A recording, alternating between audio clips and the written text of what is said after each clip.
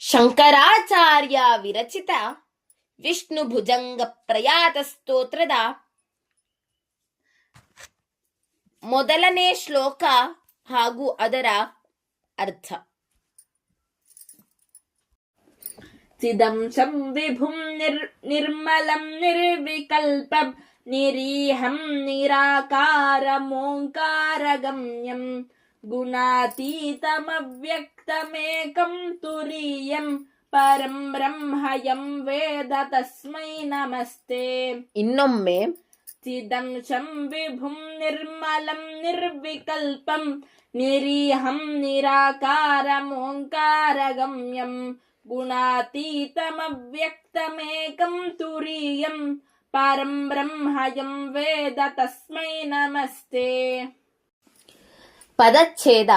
ಚಿತ್ ಅಹಂ ವಿಭುಂ ನಿರ್ಮಲಂ ನಿರ್ವಿಕಲ್ಪಂ ನಿರೀಹಂ ನಿರಾಕಾರಂ ಓಂಕಾರಗಮ್ಯಂ ಗುಣಾತೀತಂ ಅವ್ಯಕ್ತಂ ಏಕಂ ತುರೀಯಂ ಪರಂ ಬ್ರಹ್ಮ ಯಂ ವೇದ ತಸ್ಮೈ ನಮಸ್ತೆ. ಅನ್ವಯಾರ್ಥ: ಯಂ ವೇದ ಚಿತ್ ಅಂಶಂ ವಿಭುಂ ನಿರ್ವಿಕಲ್ಪಂ ನಿರ್ಮಲಂ ಓಂಕಾರಗಮ್ಯಂ ನಿರಾಕಾರಂ ನಿರೀಹಂ ತುರೀಯಂ ಅವ್ಯಕ್ತಂ ಏಕಂ ಗುಣಾತೀತಂ ಪರಂ ಬ್ರಹ್ಮ ಇತಿ ಚಿಂತಿತಂ ತಸ್ಮೈ ನಮಸ್ತೆ ಇತಿ ಅರ್ಥಃ. ಇತಿ ಅನ್ವಯಾರ್ಥಃ. ಇನ್ನು ಅರ್ಥವನ್ನ ನೋಡುವುದಾದರೆ, ಯಾರನ್ನ ವೇದವು ಚಿತ್ ಸ್ವರೂಪನು, ವಿಭುವು, ನಿರ್ಮಲನು, ವಿಕಲ್ಪರಹಿತನು, ಸಂಕಲ್ಪರಹಿತನು, ನಿರಾಕಾರನು, ಓಂಕಾರದಿಂದ ಲಭ್ಯನು, ಗುಣಾತೀತನು, ವ್ಯಕ್ತವಾಗದವನು, ಅದ್ವಿತೀಯನು, ತುರೀಯನು, ಪರಬ್ರಹ್ಮ ಸ್ವರೂಪನು ಎಂದು ತಿಳಿಯಲಾಗುತ್ತದೆಯೋ ಅಂತಹ ವಿಷ್ಣುವಿಗೆ ನಮಸ್ಕಾರಗಳು ಎಂದು ಅರ್ಥ. ಇನ್ನು ವಿಭು ಎಂದರೇನು ಅಂತ ಹೇಳಿದ್ರೆ, ಎಲ್ಲಾ ಕಡೆ ಇರುವಂತಹದ್ದು. ವಿಭು ಪದಾರ್ಥಗಳು ಎಂದು ನ್ಯಾಯದಲ್ಲಿ ಅಂದ್ರೆ ತರ್ಕದಲ್ಲಿ ಬರುತ್ತದೆ. ವಿಭು ಸರ್ವತ್ರ ವ್ಯಾಪ್ತ ಇತಿ ವಿಭು. ವಿಭು ಪದಾರ್ಥಗಳು 4: ಆಕಾಶ, ಕಾಲ, ದಿಕ್, ಆತ್ಮ. ಹೇಗೆ ಆಕಾಶ ವಿಭು ಆಗತ್ತೆ? ಎಲ್ಲಾ ಕಡೆ ವ್ಯಾಪ್ತವಾಗಿದೆಯಾ? ಭೂಮಿ ಮೇಲೆಯೂ ಆಕಾಶವಿದೆಯಾ ಅಂತ ಹೇಳುವುದಕ್ಕೆ ಉತ್ತರ ಇದೆ. ಯತ್ರ ಯತ್ರ ಅವಕಾಶ ತತ್ರ ತತ್ರ ಆಕಾಶ. ಎಲ್ಲಿ ಎಲ್ಲಿ ಅವಕಾಶಗಳಿರುತ್ತದೆಯೋ ಅಲ್ಲಿ ಅಲ್ಲಿ ಆಕಾಶಗಳಿರುತ್ತದೆ. ಭೂಮಿಯ ಮೇಲೆ ಎಲ್ಲಿ ಅವಕಾಶವಿರುತ್ತದೆಯೋ ಅಲ್ಲಿ ಆಕಾಶ. ಅವಕಾಶ ಎಂದರೇನು ಅಂತ ಹೇಳಿದ್ರೆ ಸ್ಥಳ. ಹಾಗಾದರೆ ಅದು ವಿಭು ಪದಾರ್ಥವೇ? ಹಾಗೆಯೇ ಇಲ್ಲಿ ವಿಷ್ಣುವು ಕೂಡ ಸರ್ವತ್ರ ವ್ಯಾಪ್ತ, ಎಲ್ಲೂ ಇಲ್ಲ ಅಂತ ಹೇಳಕ್ಕಾಗೋದಿಲ್ಲ. ನಮ್ಮ ಮನಸ್ಸಿನಲ್ಲಿ ಇದ್ದಾನೆ, ಒಂದೊಂದು ಕಡದಲ್ಲೂ ಕೂಡ ವಿಷ್ಣು ಇದ್ದಾನೆ. ಅದಕ್ಕೋಸ್ಕರ ಅವನನ್ನ ವಿಭು ಅಂತ ಕರೀತಾರೆ. ಇನ್ನು ಅವನು ಓಂಕಾರದಿಂದ ಕರೆಸಿಕೊಳ್ಳಲ್ಪಡುವವನು. ಓಂಕಾರವು 3 ಅಕ್ಷರಗಳ ಸಂಯೋಗದಿಂದ ಆಗಿದೆ. ಅ ಉ ಮ. ನಾವು ಮಾನವರನ್ನ ಕರೆಯಬೇಕಾದರೆ ಹೆಸರನ್ನ ಇಟ್ಟು ಕರಿತೇವೆ, ಉಪಾಧಿಗಳನ್ನ ಬಳಸ್ತೇವೆ. ಹಾಗೆಯೇ ದೇವರನ್ನ ಕರೆಯಬೇಕಾದರೆ, ದೇವರನ್ನ ಎಚ್ಚರಗೊಳಿಸಬೇಕಾದರೆ ಓಂಕಾರದಿಂದ ನಾವು ಎಚ್ಚರಗೊಳಿಸುತ್ತೇವೆ.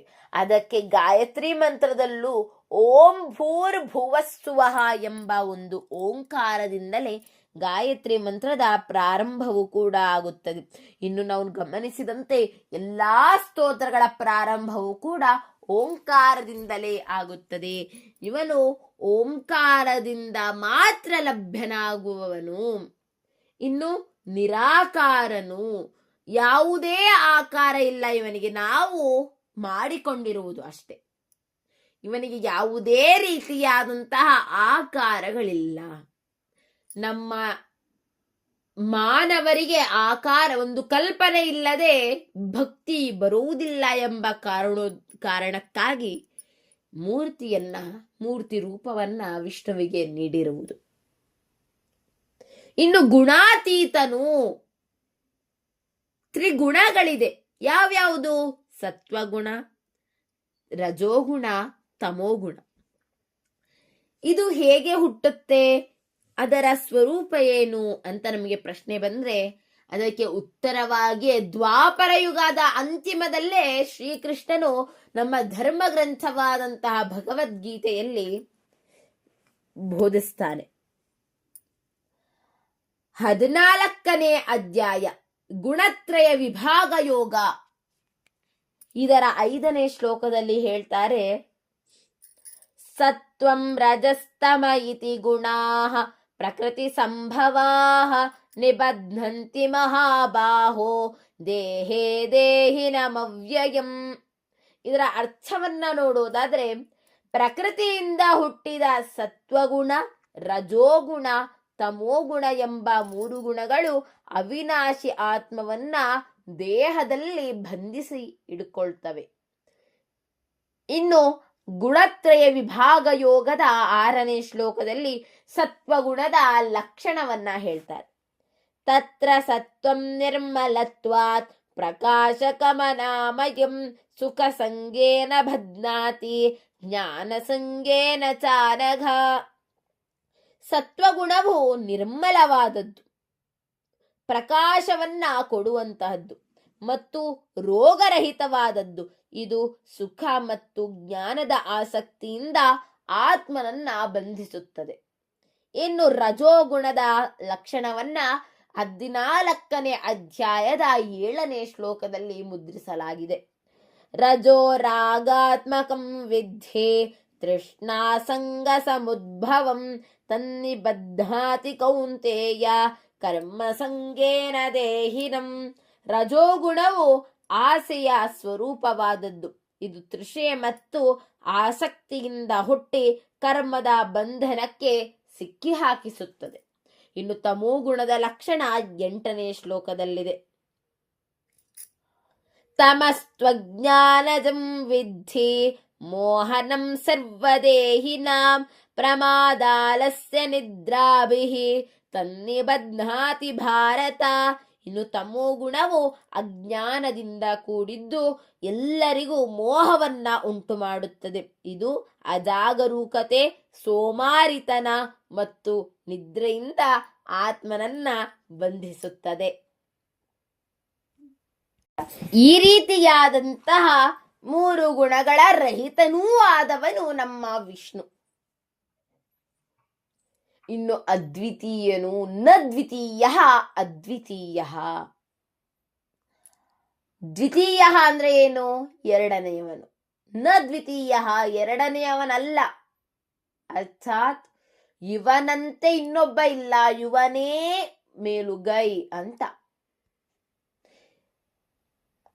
ಪರಬ್ರಹ್ಮ ಸ್ವರೂಪನೂ ಈತನೇ ಆಗಿದ್ದಾನೆ. ತುರೀಯ ಅಂತ ಹೇಳಿದ್ರೆ ಚತುರ್ಥ ಅಂತ ಅರ್ಥ. ತುರೀಯ ಸ್ವರೂಪನು ಇವನೇ ಆಗಿದ್ದಾನೆ.